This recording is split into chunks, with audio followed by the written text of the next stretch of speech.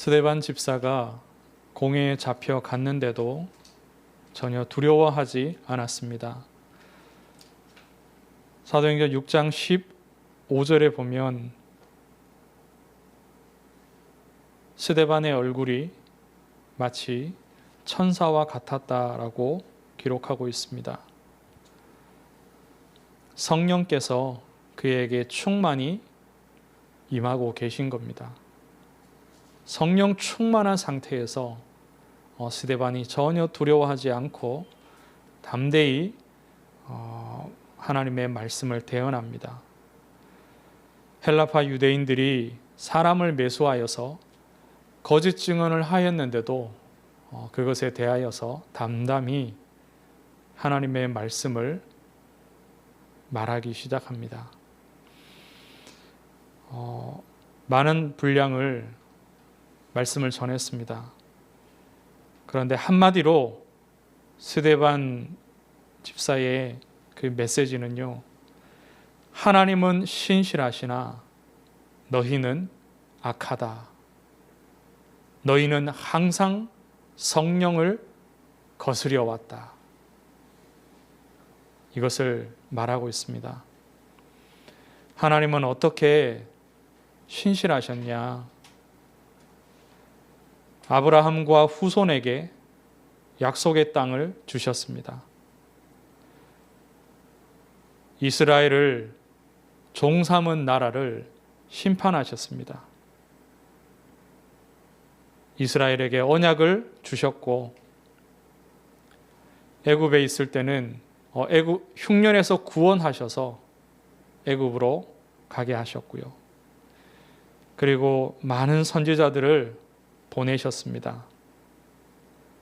증거의 장막을 주셨고, 그리고 바벨론에서 자기 백성들을 돌아오게 하셨습니다. 하나님이 보내신 선지자들을 자기 백성들이 박해하는데도 자기 아들까지 이 땅에 보내셨습니다. 그리고 오늘 본문에서 드러나는 부분은 그리스도의 제자인 스데반 집사를 통하여서 또 한 번 하나님의 말씀, 복음을 듣게 하십니다. 항상 성령을 거스려 온 이들의 유대인들의 조상들은 어떻게 하였느냐? 우상을 숭배해 왔고 선지자들을 박해해 왔습니다. 그리고 율법을 지키지 않았습니다. 그리고 스데반 집사가 조상들은 그렇게 하였는데 너희도 그들과 같다고 한 말이 무엇이냐? 결국 예언된 의인, 선지자들이 예견하였던 그 의인, 하나님의 아들이신 예수를 그마저 잡아서 죽였습니다. 살인하였습니다. 그리고 오늘 본문에는요, 그들의 악함이 성령을 거스리는 그 일이 또 한 번 일어납니다. 하나님이 세우신 스데반을 돌로 쳐서 죽입니다. 조상과 그들 자신이 항상 성령을 거스려 온 사실을 스스로 입증하는 것입니다.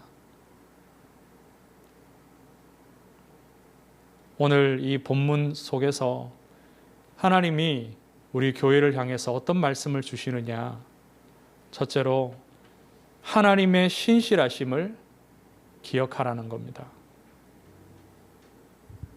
이 그리스도의 복음이 우리에게, 나에게 전해지기까지 하나님께서 어떻게 수고하셨는지를 우리가 기억해야 됩니다.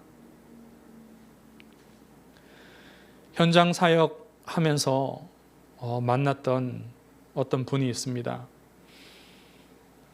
어릴 때부터 교회를 다녔는데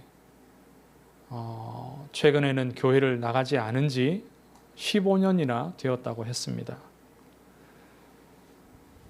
이분이 사업을 하면서 일이 잘 되어지지 않아서 무당을 찾아가서 점을 쳤습니다. 후배가 자기가 물어볼 게 있어서 같이 가면 안 되겠냐, 아는 동생이요. 그래서 따라갔대요.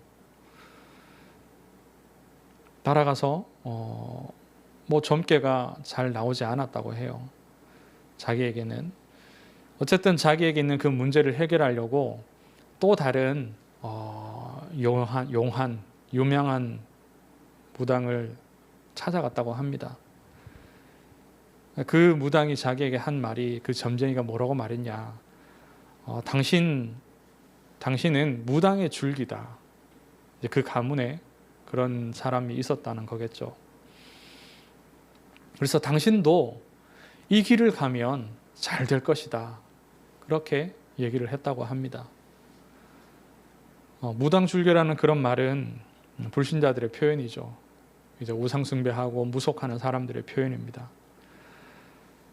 무슨 말이냐면은 귀신이 아주 직접적으로 사용해온, 역사해온 그런 가문이라는 겁니다. 누구보다도 더 많이 크게 당한 가문이죠. 그런데 이런 가문에서 그 신내림은요, 귀신의 역사는 어김없이 후대에게 전달되고 또 그 귀신이 찾아옵니다. 형제 자매들 중에서 가장 약한 사람에게 찾아옵니다. 가장 마음이 여리고 착한 사람에게 찾아옵니다. 가족들이 고통당하고 육신적으로 그렇게 망해가는 모습을 보면서 자기를 희생하여 그 귀신이 자기에게 들어오도록 허락을 하는 거죠. 그렇게 점쟁이가 되고 무당이 되는 겁니다. 그렇게 출가하게 되고 종교인이 되는 겁니다. 그런데 사실 우리가 전부 그러한 줄기가 있는, 그러한 배경이 있는 가문의 사람들입니다. 로마서 3장 23절에 모든 사람이 죄를 범하였음에 하나님의 영광에 이르지 못한다고 말씀하고 있습니다. 아담과 하와의 모든 후손이 다 귀신의 종노릇하는 자들이고 귀신이 역사하는 가문의 사람들입니다. 이 땅의 모든 민족이, 우리 민족만 무속을 하고 우리 민족만 우상숭배하고 제사 지내는 것이 아닙니다. 헬로윈 이 문화의 배경이 결국은요, 우상숭배입니다. 귀신을 기리고 기념하고 그들에게 제사하는 문화가 이 헬로윈의 뿌리입니다, 사실은.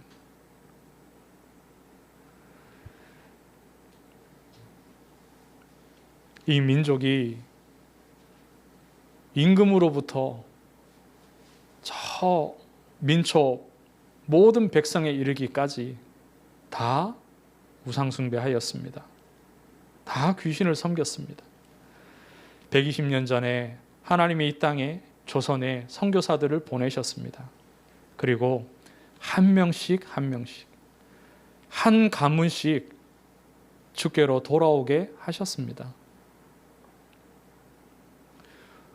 이 민족, 우리나라 사람들 중에, 조상들 중에요, 선교사를 두 팔 벌려 환영하고 어서 오라고 하고 그 신앙을 당장 받아들인 사람이 누가 있습니까? 다들 박해하고 반대하고 멀리하였습니다. 쫓아내고 수십 명의 선교사들이 박해를 받아서 죽고 또 질병으로 여러 핍박으로 어려움 가운데 희생하였습니다. 처음 복음을 받았던 우리 조선의 조선인들이 수백 명씩, 수천 명씩 박해와 핍박 속에서 이 그리스도의 복음을 후대에게 전하였습니다. 우리 개인에게도 하나님의 누군가를 보내셔서 이 복음을 듣게 하셨습니다. 가족을 통해서, 친구나 직장 동료를 통해서, 심지어는 길에서도, 방송에서도 이 복음을 듣도록 하나님이 일해 오셨습니다. 때로는요, 이 복음을 듣다가 떠나도, 교회를 떠나도 하나님께서 또다시 주의 종들을 보내어서 이 복음을 듣게 하시는 겁니다. 15년을 교회를 떠나 있었던 그분에게도 하나님이 현장에 전도자들을 보내셔서 또 저를 사용하셔서 그런 복음들을 듣게 하시는 겁니다. 하나님은 신실하십니다. 하나님이 구원하시기로 작정하신 그 영혼을 하나도 잃어버리지 아니하시고 다 구원하시기까지 하나님께서는 신실하게 일하십니다. 둘째로 우리의 악함을 돌아보기를 바랍니다. 우리는 이 은혜를 이미 받았으나, 입었으나 간과합니다. 저는 나이가 적어서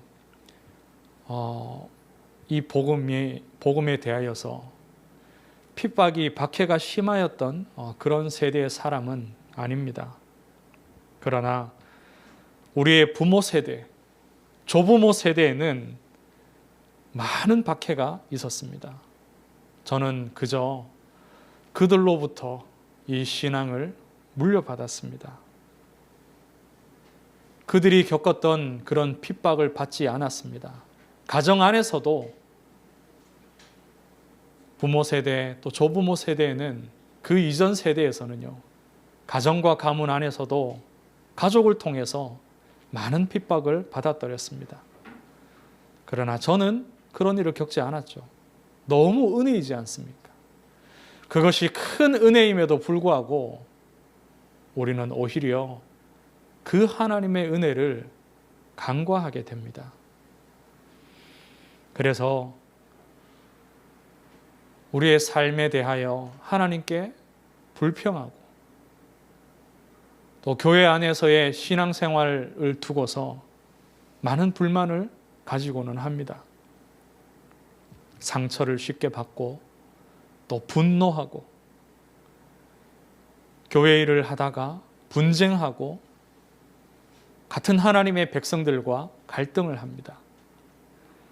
마치 마태복음 18장에 10,000달란트 빚진 그 종의 비유와 같죠. 10,000달란트 빚을 졌는데 다 탕감받았습니다. 그런데 이 사람이 길에서 자기에게 100데나리온 빚진 자를 만났습니다. 멱살을 잡으면서 돈을 갚으라고 합니다. 그리고는 그 사람이 돈을 갚기까지 감옥에 집어넣습니다. 자기에게 임한 그 구원의 은혜가 얼마나 큰지를 깨닫지 못하는 거죠. 하나님께서 자기 아들 그리스도를 보내셔서 우리의 씻을 수 없는, 사람의 힘으로는 씻을 수 없는 그 죄를 십자가에서 씻어주셨습니다. 우리를 대속해서, 우리를 대신해서 이 땅에 오실 필요가 없는데 우리 때문에 이 땅에 사람의 몸을 입고 오셔서 우리가 받아야 될 그 모든 핍박과 박해를 다 받으셨습니다. 십자가에서 죽으시고 부활하시면서 사단의 머리를 깨뜨리셨습니다. 우리 힘으로 사단을 이길 수가 없죠. 그런데 그리스도께서 우리를 대신하셔서 이겨주셨습니다. 그리고 우리 스스로 믿은 것도 아닙니다. 하나님이 주시는 은혜를 따라 우리에게 믿음 있게 하셔서 그 그리스도를 나의 주로 고백하며 내 인생에, 내 영혼에 영접하게 하셨습니다. 그런데도 우리는 나에게 작은 실수를 하고 잘못을 하는 사람들의 그들의 모습들을, 잘못들을 들추어내고 비판합니다. 상처받기도 하죠. 억울한 일로 보여지지만 누군가에게서부터, 사람에게서부터 우리가 상처를 받는다는 그 사실도 사실은 하나님의 은혜를 내가 놓치고 있다는 사실입니다. 그것을 말씀하고 있죠. 내가 하나님으로부터 받은 은혜가 너무나 크고 감사하면 사람에게서 상처받을 이유가 없는 것입니다. 남을 정죄하고 그리고 비판합니다. 다들 이런 경험들이 있으시죠? 제가 정죄하고자 하는 말이 아니라요. 저 역시도 그런 경험들이, 그런 일들이 있습니다. 너무 답답하고 상처되고 화가 나고 심지어는 울음이 났습니다. 만약에 제가 교역자가 아니었더라면 당장 교회를 뛰쳐나갔겠죠. 그런 일들이 여러 번 있었습니다. 너무 억울하여서 싸우려 하는 그런 마음도 이렇습니다. 이것이 우리의 악함입니다.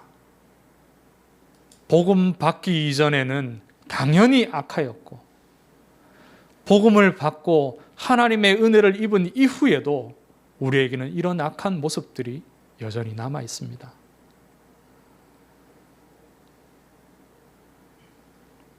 하나님의 말씀이 들리지 않는 것, 이것도 우리의 악한 면입니다. 하나님의 생명의 말씀에 반응하지 않고 하나님의 은혜의 말씀에 귀 기울여지지 않는 것, 그래서 기도가 되어지지 않는 것도 우리의 악한 모습을 드러내는 것들입니다. 우리는 근본적으로요, 사도행전 7장에 스데반이 말하고 있는 유대 조상들과 또 이 유대인들의 그 악한 모습을 그대로 닮아 있습니다. 그들과 똑같습니다. 만약에 우리에게 악령이 조금만 더 역사하면요, 우리도 이들처럼 돌을 들고 하나님의 사람을 칠 것입니다. 손에 돌을 쥐지는 않았지만 마음으로 이미 정죄하고 저주하고 그와 같은 일들을 많이 하였을 것입니다. 하나님의 자녀이고 하나님의 백성이면서도 하나님을 우습게 하는 거죠. 나의 유익을 먼저 구하고 말씀에 대하여서 귀를 닫습니다. 조상들의 악한 면과 그들 자신의 악한 면을, 항상 성령을 거스려 온 그 사실을 스데반이 밝히 말하니까요, 이 유대인들이요 큰 소리를 질렀습니다. 귀를 막으면서 일제히 달려들었습니다. 사단의 모습입니다. 귀신에 사로잡힌 자들의 모습이죠. 이 모습들이 우리에게 있다는 사실, 이것을 먼저 돌아보고 또 인정하는 것이 굉장히 중요합니다. 그런데 스데반이 보인 모습을 보십시오. 스데반이 천사와 같은 얼굴을 하고서 하나님의 말씀을 담담히 증거했습니다. 그리고 유대인들이 자기를 향하여서 달려들 때에, 돌로 칠 때에도 스데반은 하나님 앞에 섰습니다. 사람을 바라보지 아니하고 자기 앞에 놓여 있는 위기에 매이지 아니하고 하나님을 향하여서 고백합니다. 주 예수여, 내 영혼을 받으시옵소서. 그리고 자기 민족을 중보합니다. 주여, 이 죄를 그들에게 돌리지 마옵소서. 이것이 하나님의 신실하심이며 하나님의 아들 그리스도의 사랑의 모습입니다. 저는 복음을 지금까지 받는 데 있어서 별로 어려움이 없었습니다. 신앙생활을 하는 데 있어서 별달리 박해받지도 않았습니다. 그러다 보니 하나님의 은혜를 참 간구하기 쉬웠습니다. 그런데 하나님께서 현장으로 보내시고 그 현장 가운데서 귀신 들린 자들을 만나고 하나님 떠나서 얼마나 처참하고 고통 속에 살아가는지를 보게 하셔서 하나님의 은혜를 생각하게 하셨습니다. 우리가 그런 사람들을 만나고 본다고 해서 하나님의 은혜가 깨달아지는 것은 물론 아닙니다. 그런데 하나님께서 생각할 수 있도록 만들어주시고 하나님께서 은혜를 주셔서 복음의 말씀이 깨달아지게 하십니다. 말씀을 맺습니다. 하나님의 신실하심을 어찌 압니까? 나의 악함을 어떻게 깨닫습니까? 하나님이 성령으로 역사하실 때 깨달아집니다. 스데반은 깨달았습니다. 스데반은 보고 있었습니다. 하나님의 신실하심과 유대인들의 악함을, 자신도 그들과 같았다라는 사실을 스데반은 알고 있습니다. 하나님께서 성령의 은혜를 부으셔서. 그래서 우리가 기도의 제목을 이렇게 잡으면 됩니다. 하나님, 성령의 충만한 은혜를 우리에게 부어주셔서 구원을 이루시는 하나님의 신실하심을 깊이 깨닫게 하옵소서. 그리고 나의 악함을 돌아보게 하셔서 날마다 그리스도를 고백하게 하옵소서. 날마다 그리스도가 나의 주인 되시기를 고백하게 하옵소서. 이것이 오늘 말씀의 결론입니다. 하나님의 이 은혜가, 하나님의 그 신실하심이 우리의 악함을 무너뜨리고 우리 안에도 하나님의 신실하심, 그 그리스도의 신실하신 사랑이 충만케 되기를 주의 이름으로 축원합니다. 하나님, 은혜를 감사합니다. 하나님이 어떤 분이시며 우리가 어떤 사람인지를 깊이 깨닫게 하옵소서. 그리하여서 하나님의 성령의 도우심을 구하게 하시고 날마다 주의 영으로 충만케 되게 하여 주옵소서. 스데반 집사처럼 하나님의 맡기신 사명을 감당케 하시고 하나님께서 소원하시는 인생을 살게 하옵소서. 살아계신 예수 그리스도 이름으로 기도드리옵나이다. 아멘.